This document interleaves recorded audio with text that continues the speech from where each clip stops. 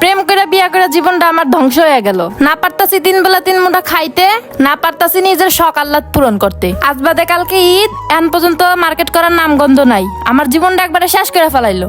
আরে এত চিল্লাইতেছো কে? তুমি জানো না আমার হাতের অবস্থা ভালো না? এবার ঈদে নয় মার্কেটটা না করলা, সামনে তো 2 মাস পরে কোরবানির ঈদ আছে, তখন তোমার মার্কেট করে দিমুনি। শুধু শুধু চিল্লাইও না তো। আমি চিল্লাইতাছি, উচিত কথা কইলে তোমার কাছে খালি চিল্লানি মনে হয় না? আজ বাদে কালকে ঈদ, এখন পর্যন্ত মার্কেটের কোনো নামগন্ধই নাই। তুমি আমারে দিলাটা কি?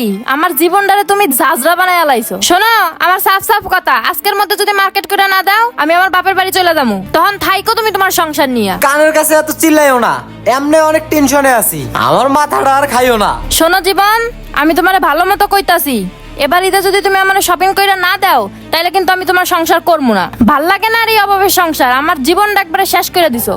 তুমিও আর আমার খারাপ সময়টা এখন বুঝতেছো না। আমার আর ভাল লাগে না এই প্রত্যেকদিন ক্যাট ক্যাট, এভাবে চললে আমি পাগল হয়ে যাবো। ইমরান বন্ধু, আমার একটা হেল্প করবি? আরে জীবন, কি হয়েছে তোর? তোর মুখ চোখ এরকম দেখা গেছে কে? এ জায়গায় ব। মামা তুই আগে ক, আমারে হেল্প করবি? কিরে, তোরা দেখে তো চিন্তিত লাগতেছে কে? বাসা কি কোনো সমস্যা?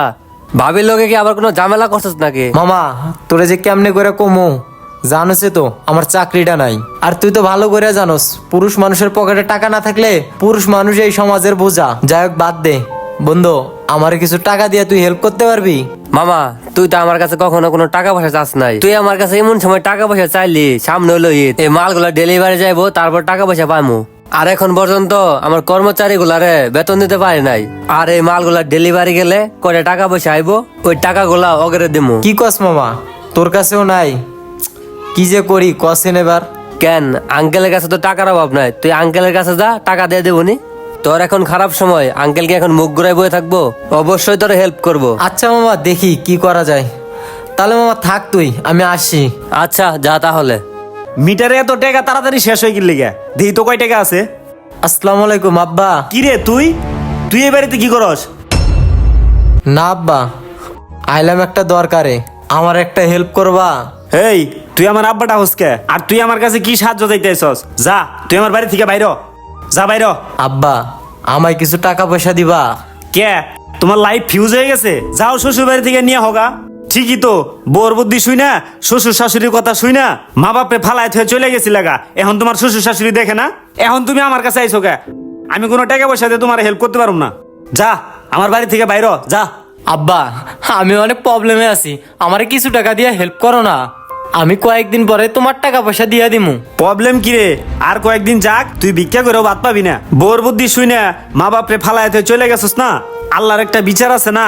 তুই আর কিছুদিন যাইতে দে, তখনই বুঝতে পারবি তোর মা বাবা আপন না তোর বউ আপন। বউর কথা শুনে মা বাপরে পর করছস না, আরো একটু খারাপ সময় আইবার দে, তখন আরো বুঝতে পারবি। যখন তুই এগুলা বুঝতে পারবি, তোর পাশে কেউ থাকবো না, তখন মা বাবার কাছে আবি, সেই সময় তোর আমরা ঠাই দিমু। তোর এই বউ থাকাকালীন তোর 1 টাকা দেও হেল্প করা পারুম না। যেই বউ নাকি শ্বশুর শাশুড়ির কুল থেকে ছেলেরা আলাদা করে নিয়ে যায়, ওই বউ যে তোর কতটুক সুখ দিব ওইটা আমি ভালো করেই জানি। যা তুই আমার বাড়িতে আর 1 সেকেন্ডও দাঁড়াবি না, যা। আল্লাহ রে, আমি কোন পাপ করছি যে আমার বিপদের সময় আমার মা বাপরেও পাশে পাইলাম না? এতক্ষণে আইছো তুমি? আমি তো রেডি হয়ে রইছি, চলো মার্কেটে যাবো। কি ব্যাপার, কথা বলতেছো না কেন?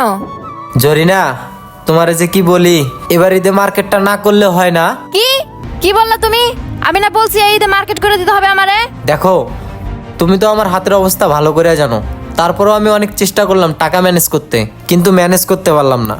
ঈদের পর আমার চাকরি হলে আমি তোমায় কোরবানির ঈদে তুমি যা চাও তাই মার্কেট করে দিমু। না, আমার আজকেই মার্কেট লাগবো। তুমি আমায় একটু বোঝার চেষ্টা করো, তুমি যদি আমারে না বোঝো আমি কার কাছে যাব?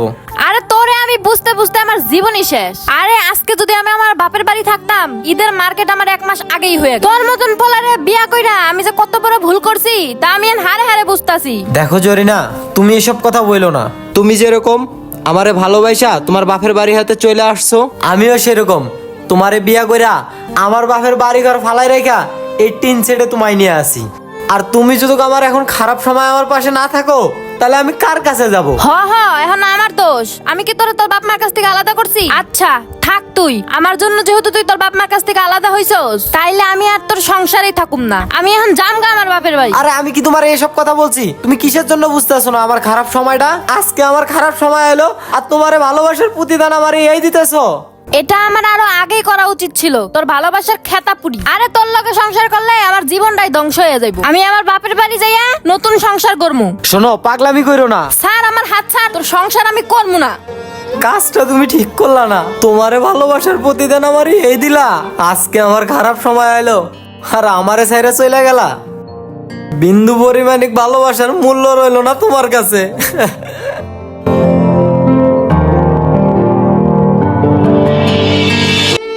সুখের দিনে সবাই আপন হয়ে যায়, কিন্তু পুরুষের খারাপ সময় বোঝা যায় প্রিয় মানুষটা সত্যি ছিল না শুধু সময়ের সাথে ছিল। পুরুষের দুঃসময়টা এক কঠিন আয়না, এখানে দেখা যায় প্রিয় মানুষের আসল মুখ। ভালোবাসা ছিল না শুধু স্বার্থের হিসাব।